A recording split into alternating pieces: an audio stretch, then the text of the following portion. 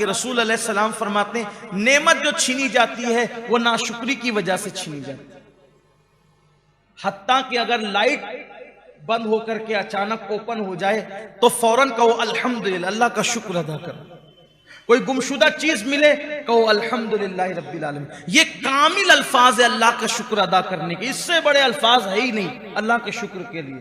जिसने अल्हम्दुलिल्लाह रब्बिल आलमीन कह दिया गोया उसने अल्लाह का हर एतबार से शुक्र अदा कर लिया। हजरत सैयदना इमाम जाफर सादिक फरमाते हैं कि मेरे चचा की ऊँटनी गुम हो गई थी। हज़रत इमाम जाफर सादिक कहते हैं मेरे चचा की ऊँटनी गुम हो गई थी। मेरे चचा ने कहा, मन्नत मानी, ए अल्लाह अगर मेरी ऊँटनी मिल जाएगी तो मैं तेरा ऐसा शुक्र अदा करूंगा कि तू राजी हो जाएगा। अगर मेरी गुमशुदा ऊँटनी मिल गई तो मैं तेरा ऐसा शुक्र अदा करूंगा कि तू राजी हो जाएगा। और थोड़ी देर बाद उनकी ऊँटनी मिल गई। उन्होंने कहा हज़रत आपकी ऊँटनी मिल गई। उन्होंने नकेल पकड़ी, उस पर बैठे कहा अल्हम्दुलिल्लाह रब्बिल आलमीन। तो लोगों ने कहा आपने तो कहा था कि ऐसा शुक्र अदा करेंगे कि अल्लाह राजी हो जाएगा। कहा यही तो वो शुक्र है जिससे अल्लाह राजी हो जाता है। हर नेमत पर अल्लाह का शुक्र अदा करें।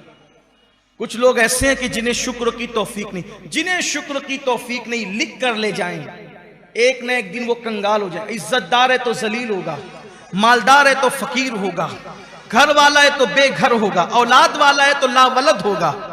देख लीजिएगा, शुक्र का जज्बा अगर नहीं है। कुछ लोगों से पूछो क्या हाल है, अरे मौलाना मत पूछो।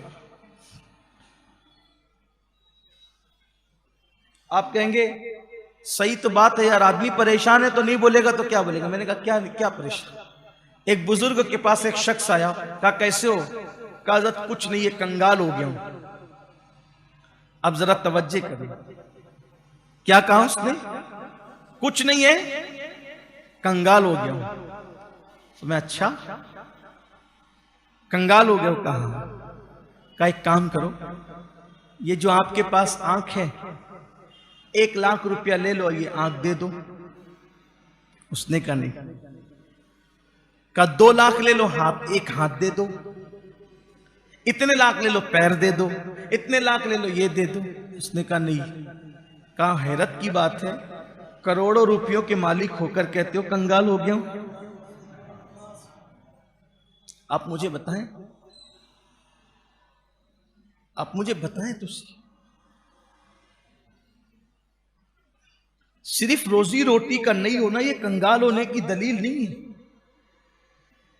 ये जो हम एक सांस लेते हैं और फिर छोड़ते हैं, कभी सोचा अगर अल्लाह तबारक व तआला इस पर कोई फीस मुकर्रर कर देता क्या क्या हाल होता। उसने तो फ्री में दिया ना, मुफ्त में दिया, कुछ लिया ही नहीं। अभी ऑक्सीजन का सब मामला चल रहा है। डॉक्टर 4 दिन ऑक्सीजन देता है। ये ऑक्सीजन क्या है, ये सांस ही तो हम जो लेते हैं वही तो है, और क्या है। ऑक्सीजन ली जाती है, हाइड्रोजन छोड़ी जाती है, यही तो हमें पढ़ाया गया बचपन से। ऐसे ही है ना जो बच्चे पढ़ते हैं, यही सही है कि नहीं, यही है ना। ऑक्सीजन लेते हैं और क्या छोड़ते हैं जी, कहाँ, कार्बन डाइऑक्साइड छोड़ते हैं। जी हाँ जी, सही कहा आपने। थोड़ा थोड़ा कभी मैंने भी आपका इम्तिहान लेना है, ऐसे थोड़ी चलता है। मुझे भी पता चलना चाहिए, और जो इतने ढेर सारे सुने उनको ही मालूम होना चाहिए। यार जाहिल थोड़ी बैठते हैं। कुछ लोग ऐसे होते हैं, नहीं जी ये सुन्नियों के यहाँ सब जाहिल आते हैं। जरा देखो हमारे बच्चे कैसा जवाब देते हैं। हम क्या लेते हैं, बोले भाई कुछ और लेते हैं। क्या लेते हैं, फास्फोरस लेते, फिर ऑक्सीजन छोड़ते क्या है, हाइड्रोजन। क्या छोड़ते हैं, अच्छा दरख्त इसका उलट करते हैं। अगर दरख्त भी ऐसा करने लगे तो क्या हो जाएगा, हबस होने लगेगी लोगों को।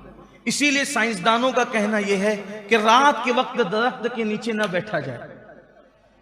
क्यों, इसलिए कि दिन को वो ऑक्सीजन छोड़ते हैं, ऑक्सीजन दिन को, और रात को वो भी ऑक्सीजन लेने लगते हैं।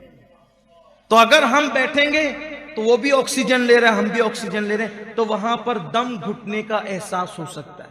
हबस की कैफियत हो सकती है। इसीलिए रात के वक्त दरख्तों के नीचे बैठने से साइंसदां मना कर कि उनका अमल रात को, सही कह रहा हूं,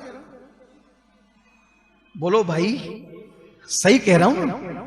थोड़ा बहुत हमने भी पढ़ा है, बहुत ज्यादा लेकिन पढ़ा है, और जो पढ़ा है वो उसको, उस पढ़े हुए को भी अब वो पढ़ा हुआ होने में तकरीबन 20-25 साल का अरसा हो गया, लेकिन कुछ याद है अल्हम्दुलिल्लाह। इसलिए कि नेमत, हुजूर अलैहिस्सलाम फरमाते अल्लाह कोई नेमत दे तो उसका चर्चा भी किया करो, शुक्र अदा। ये भी एक शुक्र की कैफियत है कि नेमत हो तो उसका चर्चा हो। तो हम ऑक्सीजन लेते हैं और हम कार्बन डाइऑक्साइड छोड़ते हैं, लेकिन डॉक्टर के पास जब हम जाते हैं 4 दिन के लिए वो ऑक्सीजन देता है, और जब वो बिल बना करके देता है,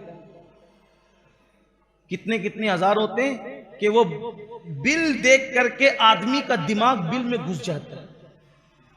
कहां से देंगे ये हालत होती है। बताओ, डॉक्टर ने 4 दिन ऑक्सीजन दिया, इतना बड़ा बिल थमा दिया। मेरा अल्लाह तो पैदा होने से लेकर के मरे दम तक के ऑक्सीजन देता है। कुछ मांगा उसने, कुछ तलब किया उसने, फिर भी कहते हमारे पास कुछ नहीं है। सारी नेमतें, ये आंख देखो, आंख, उसने आंखों की अगर पलकें ना बनाई होती तो इन आंखों का क्या हाल होता।